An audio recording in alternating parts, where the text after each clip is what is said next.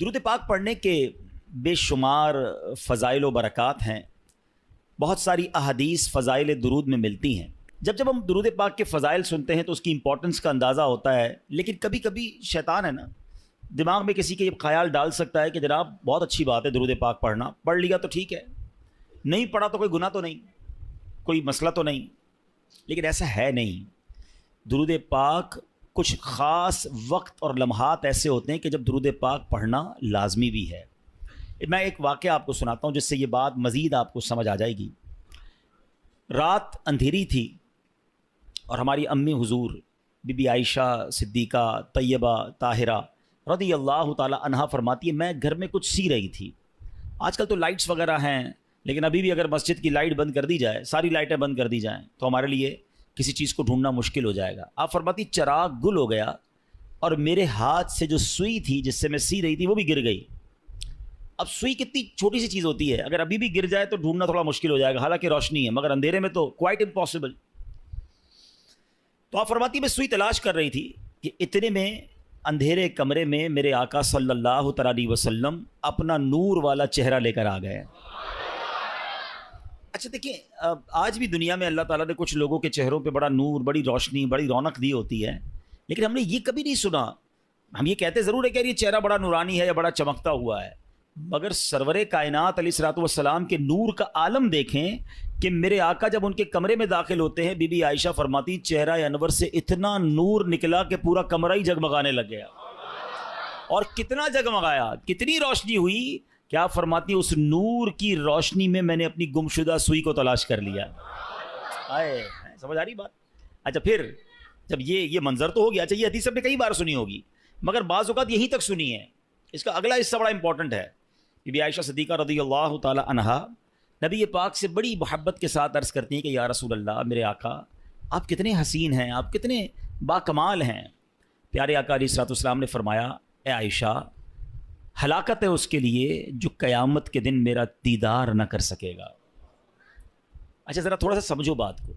بروز قیامت جو نبی پاک علیہ الصلوۃ والسلام کا دیدار بھی نہیں کر سکے گا، اس کی محرومی سمجھ رہے ہیں آپ؟ یقیناً دیدار مصطفیٰ بڑی سعادت، جو نہیں کرے گا وہ محروم. لیکن اس کی اور ایک انٹرپریٹیشن بنتی ہے، اس کی ایک اور شرح بنتی ہے کہ مجھے ایک بات تو بتائیں، قیامت کے دن شفاعت کس نے کرنی ہے؟ نبی پاک علیہ الصلوۃ والسلام نے کرنی ہے نا. ہمیں پیاس لگے گی تو آب کوثر کس نے پلانا ہے؟ پیارے آقا نے پلانا ہے. ہم پلسرات سے گزریں گے تو رب سلم کی صداؤں سے گزارنا کس نے ہے؟ یعنی محشر کے دن تو قدم قدم پر ہمیں نبی پاک کی حاجت ہے.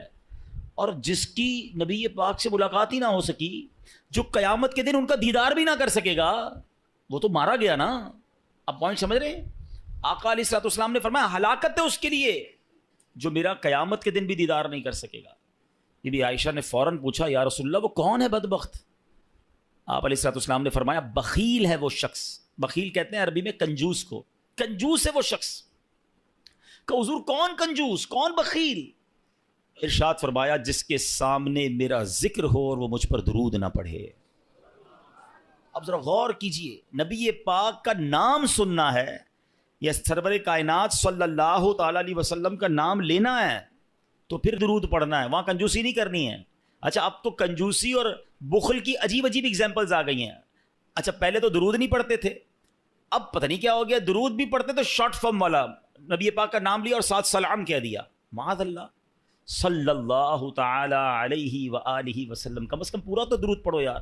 اچھا اسی طرح لکھنے میں کنجوسی، لکھنے کو پورے اخبار بھر دیں گے، پورے ناول لکھ دیں گے، مگر جب نبی پاک علیہ الصلوۃ والسلام کا نام آئے گا تو سلام یہ صاد لکھ دیں گے. یہ حرام ہے.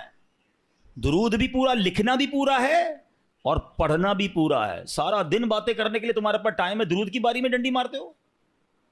اور پھر درود پاک تو میری نیکیوں میں اضافے کا وظیفہ ہے نا، میرے گناہوں کی معافی کا وظیفہ ہے، میری تو نبی پاک میں حاضری لگانے کا وظیفہ ہے آقا کی بارگاہ میں. تو پھر میں درود پاک پڑھنے میں کیوں کنجوسی کروں؟ ہاں اب علماء نے ایک بڑی خوبصورت ہمارے لیے آسانی کر دی. اب مثال کے طور پہ دوران بیان، دوران نعت، کبھی کبھی بار نبی پاک صلی اللہ تعالی علیہ وسلم کا نام پاک آتا ہے، تو ہو سکتا ہے کوئی پڑھنا بھول جائے، رہ جائے. تو علماء کہتے ہیں روزانہ دن میں ایک مخصوص تعداد کے مطابق درود پڑھ لیا کرو، تو پورے دن میں جہاں جہاں نبی پاک صلی اللہ تعالی علیہ وسلم کا نام سنا یا کہا، اور اگر درود پڑھنا رہ گیا ہے تو یہ بعد میں درود پڑھنا اس کا آلٹرنیٹ، اس کا قائم مقام ہو جائے گا. اس لیے کہا جاتا ہے کہ روزانہ کم از کم 100 بار 200 بار اللہ ہمت دے، توفیق دے تو 313 بار درود پاک پڑھ لیں تو انشاءاللہ برکتیں ہی برکتیں ملیں گی. نیت کرتے ہیں انشاءاللہ؟ میں بھی نیت کرتا ہوں، آپ بھی نیت کریں انشاءاللہ روزانہ کثرت کے ساتھ درود پاک پڑھیں گے انشاءاللہ. آئیے مل کر محبت کے ساتھ بآواز بلند درود پاک پڑھ لیں. صلو علی الحبیب صلی اللہ تعالی علی محمد صلی اللہ تعالی علیہ وسلم. ناظرین، آج ایک ایسی حقیقت پر میں نے بات کرنی ہے جس پر نارملی بات ہوتی نہیں ہے، اور یہ ایک ایسی حقیقت ہے کہ جس سے انکار بھی کوئی نہیں کر سکتا. دنیا میں بہت سارے فلسفے ہیں، دنیا میں بہت ساری تھیوریز ہیں جس میں بڑا، جس کو کہتے ہیں نا کہ اختلاف ہے. قوموں کے اندر بھی اختلاف ہے، مذہبوں میں بھی اختلاف ہے، عمر کے اندر بھی اختلاف ہے کہ نہیں جناب کچھ لوگ کہتے ہیں یہ ہے تو دوسرا کہتا ہے نہیں ایسا نہیں ہو سکتا ہے. بہت ساری سائنٹیفک تھیوریز ہیں، بہت ساری جناب لاجیکلی باتیں ہیں، قوموں کے کلچر ہیں، اختلاف ہے لوگوں میں، کہتے ہیں نہیں وہ کہتے ہیں یہ ٹھیک ہے، وہ کہتے ہیں نہیں یہ ٹھیک نہیں ہے. مگر میں جس تھیوری ہے، جس حقیقت کی بات کر رہا ہوں نا، دنیا کا ہر مذہب اس کو مانتا ہے. دنیا کا ہر رہنے والا شخص جس کے اندر عقل ہے وہ اس کو ایکسیپٹ کرتا ہے. یہ وہ ریئلٹی ہے جس سے کوئی بھی انکار نہیں کرتا. وہ ایسی کون سی ریئلٹی؟ واقعی چندی چیزیں ہیں دنیا میں، شاید گنتی کی چیزیں ہوں گی جس سے پوری دنیا کے لوگ متفق ہوں کہ ہاں یہ درست ہے، یہ کنفرم ہے، یہ ہونا ہے. میں انہی میں سے ایک تھیوری کی بات کر رہا ہوں، انہی میں سے ایک حقیقت کی بات کرنے جا رہا ہوں. مگر ایسی مسلم، ایسی کنفرم حقیقت ہوتے ہوئے بھی اس پر بات کرنے کے لیے کوئی تیار نہیں ہے، اس کے بارے میں تیاری کرنے کے لیے کوئی تیار نہیں ہے. یہ بڑی عجیب بات ہے. ایسی کون سی تھیوری ہے، ایسی کون سی حقیقت ہے، بتاتا ہوں آپ. لیکن پہلے میں آپ کو ایک واقعہ سناتا ہوں. اس واقعے کے ذریعے ہم اس ٹاپک تک بھی پہنچ جائیں گے اور مزید ریئلائزیشن آسان ہو جائے گا. حضرت عبداللہ بن ابو نوح رحمۃ اللہ تعالی فرماتے ہیں، میں نے مسجد نبوی شریف میں ایک بوڑھے میاں کو دیکھا. وہ مسجد کی صفائی کرتے تھے اور دن رات مسجد میں ہی رہتے تھے. لوگوں نے بتایا کہ یہ بوڑھے میاں جو ہیں یہ مسلمانوں کے تیسرے خلیفہ حضرت عثمان غنی رضی اللہ تعالیٰ عنہ کی اولاد میں سے ہیں، صاحب اولاد ہیں. اللہ پاک نے مال بھی بڑا عطا کیا ہے، لیکن یہ سب کچھ چھوڑ کر بس مسجد کے ہو کر رہ گئے. صبح و شام مسجد میں پڑے رہتے ہیں، مسجد کی صفائی کرتے ہیں، بس عبادت کرتے رہتے ہیں. حضرت عبداللہ بن ابو نوح رحمۃ اللہ تعالیٰ کہتے ہیں، میں نے جب لوگوں کی یہ باتیں سنی تو میں نے کہا کچھ تو ہے اسپیشل، جس کے بعد اتنا مال ہو، اتنی بڑی فیملی ہو، یہ مسجد میں زیادہ ٹائم کیوں گزارتے ہیں. تو میں واچ کرنے لگا، ان کو فالو کرنے لگا کہ کچھ راز کی بات، سیکھنے کی بات پتہ چلے گی. تو کہتے ہیں رات کا جب پچھلا پہر ہوا، لاسٹ آخری پہر تہجد کے وقت آیا، میں نے دیکھا کہ یہ مسجد سے نکلے اور جنت البقیع کی طرف جا رہے ہیں. جنت البقیع مدینہ منورہ کا قبرستان ہے، اور یقین کریں کمال کا قبرستان ہے. آپ یقین کریں، مطلب جنہوں نے دیکھا ہے وہ میری بات جلدی سمجھ جائیں گے، جنہوں نے نہیں دیکھا میں دعا کرتا ہوں یا اللہ ہم سب کو مدینے کی حاضری عطا کرے. یہ دنیا کا واحد قبرستان ہے جس کو دیکھ کر ڈر نہیں لگتا، مرنے کا جی چاہتا ہے. ہاں دنیا کے کسی قبرستان میں جاؤ نا ڈر لگتا ہے کہ یار ایسی قبریں ٹوٹی پھوٹی. واللہ جنت البقیع کا قبرستان دیکھو تو بندے کو جی چاہتا ہے یا اللہ ادھر ہی موت دے دے، یہیں دفن فرما دے. ہاں میں کبھی موقع ملا چلیں اشارتاً بات کر دیتا ہوں، ورنہ یہ میرا موضوع نہیں ہے. ورنہ میری ایک بار جنت البقیع کے گورکن سے ملاقات ہوئی. ایسی باتیں مجھے بتائی انہوں نے، میں کتنی دیر تک تو روتا ہی رہا. اور میں 2 باتیں بتا دیتا ہوں، پھر کبھی موقع ملا تو اس پر تفصیل سے بات کریں گے. کہ وہ مجھے ملے اور بڑی اچھی محبت والی ملاقات ہوئی. تو میں نے کہا یار کچھ تو بتاؤ جنت البقیع کے بارے میں، ایسا کیا ہے؟ ہم تو سنتے ہیں آپ تو قبر کھودتے ہیں، آپ تو جنت البقیع میں ہی ہوتے ہیں. کہتے ہیں عبدالحبیب بھائی پہلے بتائیں آپ کو میرے جسم سے خوشبو آ رہی ہے؟ میں نے کہا خوشبو تو بڑی آ رہی ہے، کون سا عطر لگایا ہے؟ کہتے ہیں واللہ میں نے کوئی عطر نہیں لگایا، یہ بقیع کی خوشبو ہے، جنت البقیع کی مٹی کی خوشبو ہے. اچھا وہ کہتے ہیں دنیا کا کوئی بھی قبرستان اٹھا لیں. پھر میں نے بھی غور کیا، وہاں آپ کو کیڑے مکوڑے بہت سارے جانور ملتے ہیں نا، مردے دفن ہو رہے ہیں، اور ظاہر قبرستان میں تو صفائی نہیں ہوتی نا، تو آپ کو کیڑے بولا جنت البقیع میں ایک کیڑا نہیں ہے. یعنی میں آپ کو روحانیت والی باتیں نہیں بتا رہا، روحانیت تو اندر کیا کیا ہوگا وہ تو اللہ جانے، اس کا حبیب جانے، اس کی کیسی کرم نوازیاں ہیں. میں تو جو نظر سے آنے والی چیزیں بتا رہا ہوں. کہتا ہم جب قبر کھودتے ہیں نا عبدالحبیب بھائی، کئی بار ایسا ہوا کہ قبر کھودتے کھودتے ایسی ٹھنڈی ہوا آتی ہے کہ میں قبر کے اندر لیٹ کر خود ہی سو جاتا ہوں. کبھی گورکن کو قبر میں سوتے دیکھا ہے؟ کہتا ہے ایسی ٹھنڈی ہوا ہوتی ہے، میں سکون اتنا ہوتا ہے میں کام کرتے کرتے ادھر ہی لیٹ جاتا ہوں قبر کے اندر، نیند بھی آ جاتی ہے. میں نے تو اس کے ہاتھ چومے اور کہا آپ ہی دعا کر دیں کہ ہمیں جنت البقیع نصیب ہو جائے. کمال کا قبرستان. اور کیوں ہے پتہ ہے کمال کا؟ ایک تو اس قبرستان میں کم و بیش 10,000 صحابہ اکرام مدفون ہیں. ہر صحابی نبی جنتی کی قبر کیسی ہوتی ہے پتہ ہے؟ جنت کا باغ ہوتی ہے. حدیث پاک ہے نا, یا تو جنت کا باغ ہوتی ہے قبر یا دوزخ کا گھڑا. تو سارے صحابہ کی قبر تو ہو گئی جنت کا باغ. جس قبرستان میں 10,000 جنت کے باغ ہوں, اب آپ سوچو نا اس قبرستان میں جو گیا, ہائے ہائے, ایسے نہیں کہتے اعلیٰ حضرت, طیبہ میں مر کے ٹھنڈے چلے جاؤ آنکھیں بند, طیبہ میں مر کے ٹھنڈے چلے جاؤ آنکھیں بند, سیدھی سڑک یہ شہر شفاعت نگر کی ہے. ہاں اچھا, پھر مدینے میں مرنے کے حوالے سے, ہاں یہ صرف جنت البقیع کی تو برکت ہے ہی ہے. سنو میرے آقا کا کیا وعدہ ہے. نبی پاک نے انکریج کیا ہے. حدیث پاک کا مضمون ہے کہ تم میں سے جس سے ہو سکے وہ مدینے میں مرے, کہ جو مدینے میں مرے گا میں اس کی شفاعت کروں گا. ہاں, مدینے میں مرنے کی تمنا یہ ہمارے ایمان کا تقاضا ہے, عشق رسول کا تقاضا ہے. اور اس حدیث کی شرح میں پتہ علماء نے کیا لکھا ہے, اگر کوئی اس حدیث پر عمل کرنا چاہتا ہے نا تو وہ اپنا بڑھاپا مدینے میں گزارے اور پھر بغیر کسی ضرورت مدینہ پاک سے باہر نہ نکلے. مجھے ایک میسج آیا مدینہ منورہ سے, دیکھیں موضوع مجھے نہیں پتا تھا یہ چھڑ جائے گا. ہمارے لاہور کے ایک اسلامی بھائی ہیں مدینہ پاک میں, اور انہوں نے کہا آج مجھے کسی نے بتایا کہ ایک خاتون ہیں جو پاکستان سے گئی ہیں وہاں پر, 32 سال ہو گئے ہیں وہ مدینے سے باہر نہیں نکل رہی ہیں. کہتی ہیں باہر نہیں نکلوں گی کہیں باہر موت نہ آ جائے, مجھے مدینے میں مرنا ہے. اور میں ایسے کئی مدینے میں رہنے والوں کو جانتا ہوں جو نہیں جاتے, مکے بھی نہیں جاتے. ایک بار حج کر لیا انہوں نے, کہتے فرض ادا ہو گیا ہے, اب مدینہ نہیں چھوڑنا ہے. آقا نے فرمایا جس سے ہو سکے وہ مدینے میں مرے, کہ جو مدینے میں مرے گا میں اس کی شفاعت کروں گا. نصیب والوں کو ملتا, مرنا تو ہے ہی, اللہ کرے مدینے کی موت مل جائے, جنت البقیع مل جائے. زور سے کہہ دو آمین. پتہ نہیں کس کی آمین کے صدقے ہمارا بیڑا پار ہو جائے, یہ دعا ہمارے حق میں قبول ہو جائے. کچھ موت وہ ہوتی ہیں. میں ابھی پچھلے دنوں ہمارے ایک ساتھی تھے, ان کی والدہ کی یا والد کا انتقال ہوا مدینہ شریف میں اور جنت البقیع میں مدفن ہوئے. میں ان سے ملنے گیا, میں نے کہا مجھے سمجھ نہیں آ رہی آپ سے تعزیت کروں یا مبارکباد پیش کروں. یعنی ایسی بھی موتیں ہیں کہ جس پر افسوس ہی نہیں ہوتا کہ مطلب یہ تو ارمان تھا نا, یہ تو زندگی بھر مانگا ہے کہ یا اللہ ایمان والی, عافیت والی, مدینے والی, سبحان اللہ موت مل جائے, اور کیا چاہیے.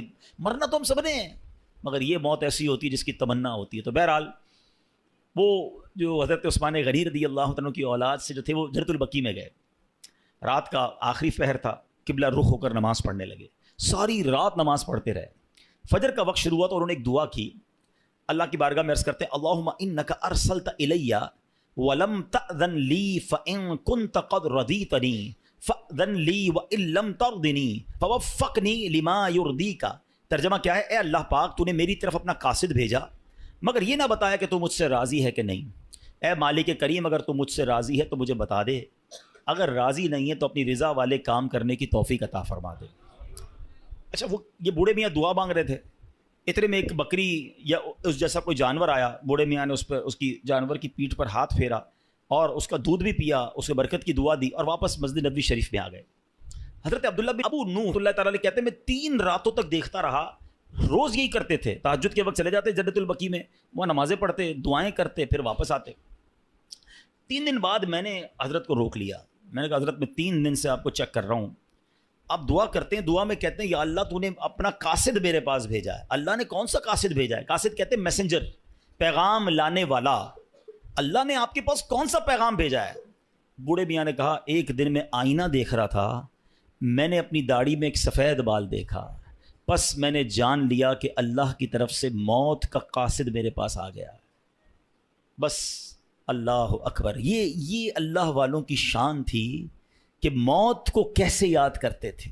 اور یہ روایتوں میں آتا ہے, یہ سفید بال ہونا ہے نا, کالے بالوں کے بعد سفید بال کا ہو جانا, آنکھوں کی بینائی کمزور ہو جانا, کمر کا تھوڑا سا جھک جانا, اعضاء کا کمزور ہو جانا, طاقت کا کم ہو جانا, یہ سب اللہ کی طرف سے ریمائنڈرز ہیں, یہ قاصد ہیں, یہ پیغام دے رہے ہیں کہ جانے کا وقت آنے والا ہے. مگر کیا ہم لوگ اس بات کا احساس کرتے ہیں؟ جو میں نے شروع میں بات کی تھی نا کہ ایک حقیقت جس کو تمام مذاہب, تمام نیشنلٹیز, تمام لوگ مانتے ہیں جو ہونی ہے, وہ ایک ایسی متفقہ حقیقت ہے, ریالٹی ہے کہ موت آ کر رہے گی. دنیا کا کوئی مذہب یہ نہیں کہتا کہ ہم مریں گے نہیں, کوئی سائنسدان نہیں کہتا ہم نہیں مریں گے, سب مانتے ہیں کہ دیر از اے ڈے, ایک وقت آنا ہے, ہم سب نے جانا ہے, مگر کوئی بات کرنے کے لیے تیار نہیں ہے, کوئی اس پر ڈسکس کرنے کے لیے تیار نہیں ہے. میں مثال دیتا ہوں, ابھی آج اچانک ہمارا پلان بن جائے کہ یار اسلام آباد جانا ہے, صرف سوچا ہے یار اسلام آباد کسی کام سے جانا ہے, کل سے اسلام آباد کے بارے میں ہم باتیں کرنا شروع کر دیں گے دوستوں میں, ہیں یار اسلام آباد کا موسم کیسا ہوگا, کون سی ٹرین میں جاؤں, جہاز کی ٹکٹ کتنے کی ہے, ہوٹل کون سا رکھوں, یار سردی کتنی ہے, ابھی سوچا ہے, ڈسکشن شروع. ترکی جانا ہے, ترکی کے لیے بات شروع, یورپ جانا ہے, یورپ کے لیے بات شروع, جدھر جانا ہے اس کی ابھی پلان ہے, ٹکٹ بک نہیں کی ہے, سوچتے ہی بات چیت شروع. سب کو پتہ ہے مرنا ہے, بات کیوں نہیں کرتے, ڈسکس کیوں نہیں کرتے, یار مرنے کے بعد کیا ہوگا, موت کے وقت کیا ہوگا, نزا کی سختی کیسی ہوگی, قبر میں اکیلا جاؤں گا, قبر جنت کا باغ ہوگی, دوزخ کا گھڑا ہوگی, سانپ اور بچھو تو نہیں آ جائیں گے. Nobody want to talk about it. ارے کوئی بات نہیں کرتا ہے کہ کبھی دوستوں میں بیٹھے, یار تم پتہ نہیں اسلام آباد جاؤ گے نہیں جاؤ گے, مگر ہو سکتا ہے اس سے پہلے مر جاؤ. موت پر کیوں بات نہیں کرتے؟ آپ سمجھے میری بات کو, یہ ایسی حقیقت ہے بچہ بچہ جانتا ہے مگر بات نہیں کرتا. اچھا بات کرو تو بعض اوقات لوگ کہتے ہیں یار یہ, اچھا ہم دعوت اسلامی والے اگر بیان کرتے ہیں نا موت کے موضوع پر تو کہتے ہیں یار یہ بہت ڈراتے ہیں. دعوت اسلامی والے بڑی قبر کی بات کرتے ہیں, چلو بھائی ہم بات کرنا چھوڑ دیتے ہیں, آپ مرنے سے بچ جاؤ گے. ہم بات نہیں کرتے, کیا آپ موت سے بچ جاؤ گے؟ نہیں بچ سکو گے, سب نے مرنا ہے. تو پھر کیوں نہ بات کی جائے, کیوں نہ تیاری کی جائے. اللہ کے ولی تو سفید بال دیکھ کر روز اللہ سے کہتے ہیں یا اللہ تو نے قاصد تو بھیج دیا, یہ بھی بتا دے راضی ہے کہ راضی نہیں ہے. ایک بادشاہ کے بارے میں آتا ہے, سنیے. گھر میں اس نے موت کی یاد کے لیے تابوت رکھا ہوا تھا اور روز اس تابوت کو دیکھ کر اپنی موت کو یاد کرتا تھا. ایک دن آئینے میں چہرہ دیکھا تو داڑھی میں ایک سفید بال نظر آیا. تو اب بادشاہ نے کہا کہ یہ تابوت لے جاؤ, اب مجھے موت کو یاد کرنے کے لیے یہ داڑھی میں سفید بال ہی کافی ہے, یہ یاد دلاتا رہے گا کہ میری موت کا وقت آنے والا ہے. اے میرے پیارے اسلامی بھائیوں, یہ ایسے بھی لوگ گزرے ہیں, مگر آج ہمارے سامنے جنازے اٹھتے ہیں, داڑھی کے بال سفید ہونا تو پتہ نہیں کتنوں کے سفید ہو گئے, پورے ہی بال سفید ہو گئے. کچھ کلر لگا کر چھپاتے ہیں, کچھ مہندی لگا کے چھپا دیتے ہیں, لیکن پتہ تو ہے نا کہ میری موت کا وقت آنے والا ہے. زندگی گزر رہی ہے, برتھ ڈے بڑی شوق سے لوگ مناتے ہیں, happy birthday to you. کبھی سوچا کہ یہ, میں نہیں کہتا ناجائز ہے, جائز طریقے سے منائیں ٹھیک ہے, لیکن اگر عقل میں ہونا تو زندگی کا 1 سال کم ہو گیا ہے. اگر میں 40 سال اللہ کی بارگاہ سے لکھوا کر لایا تو میرا 1 سال چلا گیا نا. خوشی بنانی چاہیے, یہ عبرت کرنی چاہیے کہ لمحہ بلمحہ ہم موت کے قریب ہو رہے ہیں, آخرت کے قریب ہو رہے ہیں, مگر کوئی فکر نہیں ہے, کوئی اس بارے میں بات ہی نہیں کرتا ہے. Please try to understand. آج جنازے, غسل, میت کی تدفین کے وقت بھی لوگ ہنسی مذاق کر رہے ہوتے ہیں. قبرستان کا ماحول پہلے کا زمانہ تھا, میت میں جائے نا جنازے میں تو یہ ڈھونڈنا مشکل ہو جاتا تھا کہ میت کا رشتہ دار کون ہے. سارے ہی رو رہے ہوتے تھے منہ چھپا کر, رومال رکھ کے. اس لیے نہیں کہ سب کو میت سے بڑا پیار ہوتا تھا, اس لیے کہ لوگوں کو اپنی موت یاد آتی تھی کہ آج یہ چلا گیا ہے, کل میری باری ہے. آج اس کو قبر میں اتار رہے ہیں, کل مجھے اتاریں گے. آج اس کو کاندھے پر لے کے جا رہا ہوں, کل میری باری, مجھے کوئی کاندھے پر لے کے جائے گا. ارے کبھی غسل میت دیتے وقت, کفن پہناتے وقت خیال آیا کہ میری باری آنے والی ہے؟ کیوں نہیں سوچتے, کیوں یہ خیال نہیں کرتے میرے پیارے اسلامی بھائی؟ وہ تو سفید بال داڑھی کا دیکھ کر سمجھ جاتے کہ موت کا قاصد آ گیا ہے, مگر آج ہم تو جنازے دیکھ کر بھی احساس نہیں کرتے ہیں. تو آج ہم نے اس موضوع پر کرنی ہے کہ ہم سب نے مرنا ہے اور اپنی کرنی کا پھل بھگتنا ہے. اللہ پاک کے آخری نبی رسول ہاشمی صلی اللہ تعالی علیہ وسلم فرماتے ہیں بخار بھی موت کا قاصد ہے. بخار آتا ہے نا, میں کئیوں کو سب کو بخار آیا ہوگا کبھی نہ کبھی. فرمایا یہ موت کا قاصد ہے. اور سنیں کیا پیارا جملہ نبی پاک نے فرمایا کہ بخار زمین پر اللہ پاک کا بنایا ہوا قید خانہ ہے. ہاں یہ بالکل پہلی بار میں نے بھی پڑھا, اور واقعی میں نے غور کیا کہ بخار ہوتے ہی بندہ گھر میں چلا جاتا ہے, اچھی خاصی ایکٹیویٹی ہوتی ہے. یار آج کل نظر نہیں آ رہا بندہ کدھر ہے, بخار ہو گیا گھر کے اندر ہے, قید ہو جاتا ہے, خود ہی آٹومیٹکلی قید ہو جاتا ہے. آقا نے فرمایا بخار زمین پر اللہ پاک کا بنایا ہوا قید خانہ ہے. اللہ پاک جب چاہتا ہے اپنے بندے کو قید کر دیتا ہے اور پھر جب چاہتا ہے تو چھوڑ دیتا ہے. یہ قاصد ہے, یہ پیغام ہے کہ تیری کوئی حقیقت نہیں, رب نے جب چاہنا ہے یہ روح بھی واپس چلی جانی ہے. حضرت مجاہد رحمۃ اللہ تعالی فرماتے ہیں جب آدمی کسی بیماری میں مبتلا ہوتا ہے تو حضرت ملک الموت کا قاصد اس کے پاس ہوتا ہے، حتیٰ کہ جب وہ مرض الموت میں گرفتار ہوتا ہے تو حضرت ملک الموت خود اس کے پاس تشریف لا کر فرماتے ہیں تمہارے پاس پے در پے میرے قاصد آتے رہے، ڈرانے والے آتے رہے، تم نے اس کی کوئی پرواہ نہیں کی، اب تمہارے پاس ایسا قاصد آیا ہے جو دنیا سے تمہارا نام و نشان مٹا دے گا۔ یہ جو بیماری ہے نا، یہ بھی ایک پیغام ہے موت کا۔ اللہ کرے کہ ہم سمجھیں، اللہ کرے کہ ہم عبرت حاصل کریں۔ اے میرے پیارے اسلامی بھائیوں، اب بیماری آ جائے تو بندے کو کرنا کیا چاہیے؟ اللہ کرے کہ ہم ایسے کام کریں۔ امام غزالی رحمۃ اللہ تعالی فرماتے ہیں مریض کو چاہیے جب کوئی مرض میں ہونا موت کو کثرت سے یاد کرے، توبہ کرتے ہوئے موت کی تیاری کرے، ہمیشہ اللہ پاک کی حمد و ثنا کرے، خوب گر گڑا کر دعا کرے، اللہ پاک کے حضور عاجزی اور انکساری کا اظہار کرے، مناسب علاج کروائے، شکوہ و شکایت نہ کرے، اور جب شفا نصیب ہو جائے تو اللہ پاک کا شکر ادا کرے۔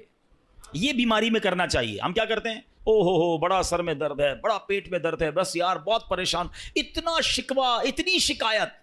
اچھا سب کو بتانا ہے، کیا کوئی علاج کر دے گا ہمارا؟ شفا دینے والی ذات کس کی ہے؟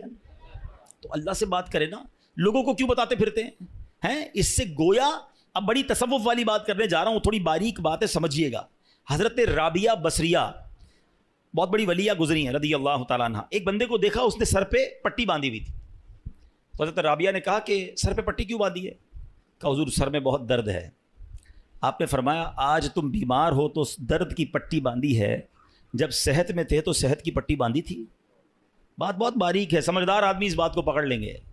یعنی تمہیں آج اللہ نے کچھ دنوں کے لیے بیمار کیا تو سارے جہان کو بتا رہے ہو کہ اللہ نے بیمار کیا، درد کی پٹی باندھی۔ جب اللہ نے اتنے دنوں تک صحت مند رکھا تھا، کوئی پٹی باندھ کے بتایا لوگوں کو کہ میں بڑا صحت مند ہوں؟ بعض اوقات بیماری کا اظہار، مصیبت کا اظہار کہیں ایسا نہ ہو یہ شکوہ بن جائے، کمپلین بن جائے کہ اللہ نے بیمار کیا ہے، اللہ نے تکلیف بھیجی ہے۔ نہیں میرے پیارے اسلامی بھائیوں، اگر کوئی بیماری پر صبر کر جائے نا، احادیث میں مضمون ملتا ہے اللہ شفا بھی دیتا ہے، اس کے گناہوں کو معاف بھی کر دیتا ہے۔ یعنی بیماری مصیبت تو میرے گناہ معاف کروانے آئی تھی، مگر شکوہ شکایت کمپلین ہمارا تو بس، کچھ لوگوں کی تو عادت ہی ہوتی ہے نا، جب ان سے ملے کیا حال ہے، اب جیسے ہی پوچھا نا آپ نے کیا حال ہے، اب لسٹ شروع ہو جائے گی، بس یار سر میں بھی درد ہے، پیٹ میں بھی درد ہے، مارکیٹ بھی خراب ہے، گھر میں بھی اچھا نہیں ہے، اتنی پرابلمز بتا دے گا بندہ کہ یار نہ ہی پوچھتا تو اچھا تھا۔ کبھی تو شکر الحمدللہ کہہ دو، کبھی تو کہہ دو اللہ نے بڑا اچھا رکھا ہے، اللہ نے بڑی مہربانی کی ہے، کروڑوں سے اچھا رکھا ہے، کیوں نہیں کہتے زبان سے؟ شکر ادا کرنے والے بنے، کمپلین کرنے والے نہ بنو۔ اور بیماری سبحان اللہ، ہمارے اسلاف جو ہے نا وہ تو اس طرح مصیبت کو ویلکم کرتے تھے۔ حضرت فتح موصلی رحمۃ اللہ تعالی کے بارے میں آتا ہے کہ ان کی زوجہ تھی، ایک بار کہیں جا رہی تھی تو راستے میں پاؤں کو ٹھوکر لگی، ناخن اکھڑ گیا۔ اب ناخن اکھڑنے کی تکلیف سمجھتے ہو نا، جان نکل جاتی ہے۔ اب مسکرانے لگی۔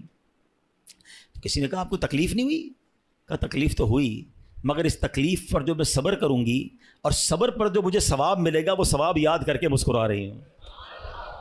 اللہ اکبر، یہ ایسے لوگ تھے۔ اور ہم جناب چھوٹی سی چوٹ پر اتنی شور مچا رہے ہوتے ہیں، تھوڑا سا نقصان ہو جائے، اچھا جناب وہ کیا ہوا، بس وہ موٹر سائیکل کا انڈیکیٹر ٹوٹ گیا تو موبائل ہاتھ سے گر گیا تو فلاں نقصان ہو گیا، فلاں پرابلم، سب کو بتائیں گے۔ 2 4 5 ہزار کا نقصان ہو گیا، پورے محلے کو بتائیں گے۔ کیوں بتائیں گے بھائی؟ کوئی دے دے گا آپ کو؟ دے گا کوئی نہیں، ثواب بھی چلا گیا۔ صبر کرتے تو یہ نقصان تمہارے لیے ہو سکتا ہے گناہوں کا کفارہ بن کر آیا ہو۔ روایتوں میں آتا ہے کہ مومن کو پہنچنے والا ہر نقصان، یہاں تک کہ اس کے جوتے کا تسمہ بھی ٹوٹ جائے نا، وہ بھی اگر کسی کا لاس ہوتا ہے اور وہ صبر کرے تو وہ اس کے گناہوں کا کفارہ بن جاتا ہے، اس کے لیے نیکی کا باعث بن جاتا ہے۔ مگر صبر کریں تو نا، ہم نے تو سب کو بتانا ہے۔ اچھا معاملہ بڑا عجیب ہے، نقصان ہو تو سب کو بتانا ہے، نفع ہو تو کسی کو نہیں بتانا ہے۔ یہ ضرور بتائیں کہ 5 ہزار کا نقصان ہو گیا، کبھی آ کے بتایا کہ 50 ہزار روپے کمائے؟ نہیں، وہ کیوں بتاؤں بھائی، گھر والوں کو تو بالکل بھی نہیں بتاؤں گا، خرچہ شروع کر دیں گے گھر والے، ان کو جب بھی بتانا نقصان کی خبر دینی ہے۔ نہیں میرے پیارے اسلام، اللہ کا شکر ادا کریں، نہ بتائیں کسی کو نقصان۔ وہ شاعر کہتے ہیں نا، کسی کا احسان کیوں اٹھائیں، کسی کو حالات کیوں بتائیں، کیوں بتاؤں میں کسی کو میرے ساتھ کیا گزر رہی ہے، میں جانوں میرا رب جانے نا۔ کسی کا احسان کیوں اٹھائیں، کسی کو حالات کیوں بتائیں، تم ہی سے مانگیں گے تم ہی دو گے، تمہارے در سے ہی لا لگی ہے۔ اللہ کی بارگاہ میں ہم عرض کریں گے، اللہ کے حبیب علیہ الصلوۃ والسلام کی بارگاہ میں عرض کریں کہ اللہ حبیب پاک کے وسیلے سے ہم پر رحم کر دے، لیکن یہ دنیا والوں کو نہ بتایا کرو۔ اور خاص طور پہ بیماری اس میں تو زیادہ توبہ استغفار کرنا. دیکھیں اگر کہتے ہیں نا مائنڈ سیٹ ہو نا عبرت لینے کا, پرابلم یہ مائنڈ سیٹ نہیں ہے. ہمیں میسج ملتا ہے, ہم اس کو میسج کو کر لیتے ہی نہیں ہے. ہم کہتے ہیں نہیں یار نارمل سی بات ہے. حالانکہ بیماری میں جو ہماری کہتے ہیں نا ترم خانی نکل جاتی ہے, آواز نہیں نکل رہی ہوتی ہے, طبیعت آؤٹ ہو جاتی ہے, کھڑے ہونے کا جی نہیں چاہتا, ایسے جو اکڑ اکڑ کے چل رہے ہوتے ہیں نا, ان کو کھڑے ہونے کی ہمت نہیں ہوتی ہے. یہ پیغام ہے کہ یہ تیری اوقات ہے, بستر سے بندہ کھڑا نہیں ہو سکتا. ایسی ایسی بیماریاں ہوتی ہیں, ہم سب کے ساتھ ایسا ہوا ہوتا ہے کہ پیروں میں جان نہیں ہوتی. ماشاءاللہ 5 وقت کا نمازی ہوتا ہے, بعض اوقات ایسا بیمار ہوتا ہے کہ کھڑے ہو کے نماز نہیں پڑھ سکتا, اس کو کرسی پہ بیٹھ کے نماز پڑھنی پڑتی ہے. اس وقت احساس ہونا چاہیے کہ جب پیر پہ کھڑا ہوتا ہوں تو یہ میرے رب کی قدرت کھڑا کرتی ہے. اب کھڑے ہو کے اکڑنا نہیں ہے, اب کھڑے ہو کے روب نہیں جمانا لوگوں پر, ظلم نہیں کرنا ان ہاتھوں اور پیروں سے. آجزی انکساری کے مولا کھڑا کیا وہ بھی تو نے ہی کیا ہے, بولنے کی طاقت دی تو نے ہی دی. ارے کھانے کو جی نہیں چاہتا, بولنے کو جی نہیں چاہتا, جب طبیعت خراب ہو منہ کڑوا ہو جاتا ہے. یہ سب چیزیں پیغام ہیں, عبرت تو لو, یہ میری اوقات ہے. پیٹ خراب ہو جائے انسان کا, وہ دنیا بھر پہ روب جمانے والا کمرے سے باہر نہیں نکل سکتا, ایسی حالت خراب ہو جاتی. یہ سب یہ اوقات یاد دلاتی ہے بیماری ہمیں, مگر عبرت لینے والا تو کوئی ہو نا. روایتوں میں آتا ہے اللہ کے حبیب علیہ الصلوۃ والسلام فرماتے مومن جب بیمار ہو کر اچھا ہو جائے تو بیماری سابقہ گناہوں سے کفارہ ہو جاتی ہے اور آئندہ کے لیے نصیحت ہو جاتی ہے. یہ نصیحت لینے والا ہو نا. منافق کیا کرتا ہے, نبی پاک نے فرمایا منافق جب بیمار ہو پھر اچھا ہو, اس کی مثال اونٹ کی ہے, مالک نے اسے باندھا پھر کھول دیا, نہ تو اسے معلوم کیوں باندھا نہ اسے معلوم کیوں کھول دیا. لوگ بیمار ہو کر بھی عبرت نہیں لیتے نا. منافق کی یہ نشانی بتائی گئی کہ فرق ہی نہیں پڑتا. اے کاش ہمیں اپنی بیماریوں سے اپنی مصیبتوں سے سبق لینا مل جائے کہ سب نے جانا ہے. یہی بات جو میں کر رہا ہوں نا, حضرت مفتی احمد یار خان نعیمی نے اس حدیث پاک کے تحت کیا لکھا. آپ فرماتے مومن بیماری میں اپنے گناہوں سے توبہ کرتا ہے, وہ سمجھتا ہے کہ بیماری میرے کسی گناہ کی وجہ سے آئی ہے اور شاید یہ آخری بیماری ہو جس کے بعد موت ہی آ جائے, اس لیے اسے شفا بھی نصیب ہو جاتی ہے اور مغفرت بھی نصیب ہو جاتی ہے. اچھی سوچ لاتا ہے نا, توبہ کرتا ہے. اب منافق کیا کرتا ہے, فرمایا غافل انسان منافق یہ سمجھتا ہے کہ میں تو فلاں وجہ سے بیمار ہوں, رات کو گیا تھا دعوت میں, وہ غلط قسم کا کھانا کھا لیا اس لیے پیٹ خراب ہو گیا, میں نے ڈرنک پی لی تو گلا خراب ہو گیا. وہ کوئی نہ کوئی اسباب ڈھونڈ رہا ہوتا ہے, یہ نہیں سوچتا اللہ نے بھیجی بیماری اور بس اب تھوڑی سی دوا وغیرہ پیوں گا, فلاں ہوا چل رہی ہے آج کل, فلو چل رہا ہے اس لیے بیمار ہو گیا ہوں, بس اب جب ٹھیک ہو جاؤ گا دوا سے تو کہے گا وہ دوا کھائی تھی تو ٹھیک ہو گیا. وہ اللہ رب العالمین کی طرف توجہ ہی نہیں کرتا, اسباب پر توجہ کرتا ہے, خالق کے اسباب کو بھول جاتا ہے. فرمائے منافق کی نشانی ہے کہ وہ اپنے گناہوں پر غور نہیں کرتا, اس بیماری کو میسج نہیں سمجھتا. تو اے میرے پیارے اسلام میں مجھے اچھی طرح اندازہ ہے, میں جب یہ بیان کی تیاری کر رہا تھا نا مجھے اندازہ تھا کہ یہ بیان اتنا انٹرسٹنگ بیان نہیں ہوگا. شیطان ہے نا, ہمیں موت کی بات کرنا بھی بوریت ہو سکتا ہے, کسی کو بوریت بھی ہو رہی ہو کہ یار یہ کون سا ٹاپک لے کے آ گئے ہیں, لیکن وہی بات ہے اگر ہم بات نہیں کریں گے تو سمجھیں گے کب, اس کو ریئلائز کب کریں گے, اس کے بارے میں تیاری کب کریں گے. ہم سب نے مرنا ہے. اور ایک بات یاد رکھو میرے پیارے اسلامی بھائیوں, اس دنیا میں اور آپ ایک ترتیب سے آئے ہیں. پہلے کون آیا, میرے دادا ہے, آپ کے بھی دادا ہے نا, پھر آپ کے والد صاحب آئے, پھر ہم آئے, پھر ہمارے بچے آئے, پھر ان کے بچے آئیں گے. ایسا ہی ہے نا, ایک سیکوینس ہے. مگر جانے کی یہ سیکوینس ہو یہ ضروری نہیں ہے. دادا موجود ہوتا ہے اور پوتا قبر میں چلا جاتا ہے, باپ موجود ہوتا ہے اور بیٹے کا جنازہ ہو رہا ہوتا ہے. ایسا ہے نا, آپ نے بھی دیکھا ہے نا, قبرستان جایا کرو نا, آپ کو 70 سال کی عمر کی بھی مردے کی قبر ملے گی اور 20 سال کے نوجوان کی قبر بھی ملے گی, 5 سال کے بچے کی قبر بھی ملے گی. اس کا مطلب کیا ہوا کہ موت آنے کے لیے کوئی عمر کی گارنٹی نہیں ہے, کوئی لمٹ نہیں ہے, کبھی بھی آ سکتی ہے. بچپن سے ایک شعر سن رہے ہو نا, آگاہ اپنی موت سے کوئی بشر نہیں, سامان 100 برس کا ہے پل کی خبر نہیں. قرآن کیا کہتا ہے سنو, یہی بات قرآن مجید نے کیسے سمجھائی ہے. اللہ قرآن پاک میں فرماتا ہے یا ایھا الانسان انک کادح الی ربک قدحا فملاقی. اللہ فرماتا ہے اے آدمی بے شک تجھے اپنے رب کی طرف یقینی دوڑنا ہے, پھر اس سے ملنا ہے. حضرت فضیل رحمۃ اللہ تعالی نے ایک شخص سے بڑا کمال کا سوال کیا, تمہاری عمر کتنی ہوگی؟ کہا 60 سال. فرمایا 60 سال سے تم اللہ پاک کی طرف سفر کر رہے ہو, ان قریب اس پر پہنچ جاؤ گے. یہ میں اور آپ جو چل رہے ہیں نا, کوئی 30 سال 40 سال 50, آپ سفر کر رہے ہیں, اللہ کے پاس جا رہے ہیں. ایکچولی یہ ٹریول ہے. اللہ کہہ رہا ہے قرآن میں اے آدمی بے شک تجھے اپنے رب کی طرف یقینی دوڑنا ہے, پھر اس سے ملنا ہے. کہ تمہارا سفر جاری ہے, تھوڑے دنوں بعد مل لو گے اپنے رب سے. صحابی رسول حضرت ابو درداء رضی اللہ تعالیٰ فرماتے ہیں تمہاری زندگی دنوں کا مجموعہ ہے, میری اور آپ کی زندگی جو ہے نا وہ ڈیز کا مکسچر ہے. جب ایک دن گزر گیا تو تمہاری زندگی کا ایک حصہ پورا ہو گیا. किसी समझदार आदमी का कॉल है, आदमी इस दुनिया पर कैसे खुश हो सकता है जबकि यहाँ दिन महीनों को, महीने सालों को और साल जिंदगी को कम करते चले आ रहे हैं। काश काश हम ये समझने वाले बन जाएं। एक और जगह कुरान मजीद फुरकान हमीद में इबरत लेने की बात है ना, अल्लाह कुरान में फरमाता है युकल्लिबुल्लाहु लैला वन्नहार इन्न फी ज़ालिका लइब्रतन लिउलिल अबसार। अल्लाह कुरान में फरमाता है अल्लाह रात और दिन को तब्दील फरमाता है, बेशक इसमें आंख वालों के लिए समझने का मकाम है। रात है ना, थोड़ी देर बाद दिन हो जाएगी, दिन के बाद रात हो जाएगी। जैसे रात और दिन बदल रहे हैं ना, एक्चुअली उलमा कहते हैं ये रात और दिन तुम्हारी सवारियां हैं, तुम इस पर सवार होकर अल्लाह की बारगाह में जा रहे हो, गुजरते जा रहे हैं दिन और तुम आगे बढ़ते बढ़ते कब्र में चले जाओगे। काश ये दिन और रात बदलते रहें और हम सोचते रहें कि जिंदगी की एक और रात चली गई, जिंदगी का एक और दिन चला गया, मैं कब्र के और करीब हो गया। एक और जगह सूरह नाज़िआत में फिरौन और उसके लश्कर के गर्क होने का वाकया जिक्र करने के बाद रब ने क्या फरमाया, इन्न फी ज़ालिका लइब्रतन लिमन यख्शा, बेशक इसमें डरने वालों के लिए जरूर इबरत है।